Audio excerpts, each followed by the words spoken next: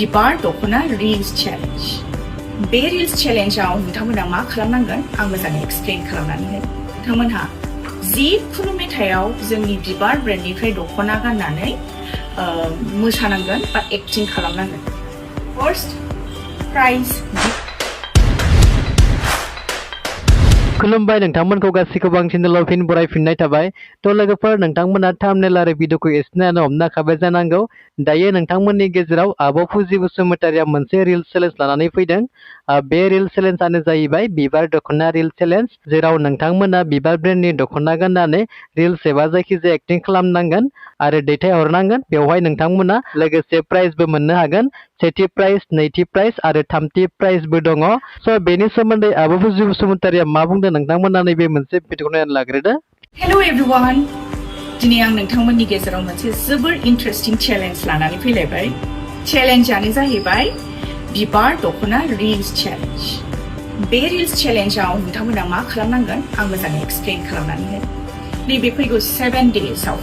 7 days होननानै बुङोब्ला गाबोन 7 थारिखनिफ्राय 13 थारिखसिमाव नोंथांमोनहा जिखुनु मेथाइआव जोंनि बिबार ब्रेन्डनिफ्राय दख'ना गाननानै मोसानांगोन बा एक्टिं खालामनांगोन बिनिफ्राय नोंथांमोनहा रिल्स बानायनानै जोंनि इन्स्टाग्रामनि पेज हेल' लेडिज आरो बिबार फेशन पेजाव कलेब खालामहरनांगोन बिनिफ्राय नोंथांमोनहा रिल्स बानायनानै जाय बयनिख्रुइबो बांसिन भिउस मोननो हागोन बिथाङा मोननो हागोन जोंनि हेल' लेडिसनिफ्राय फार्स्ट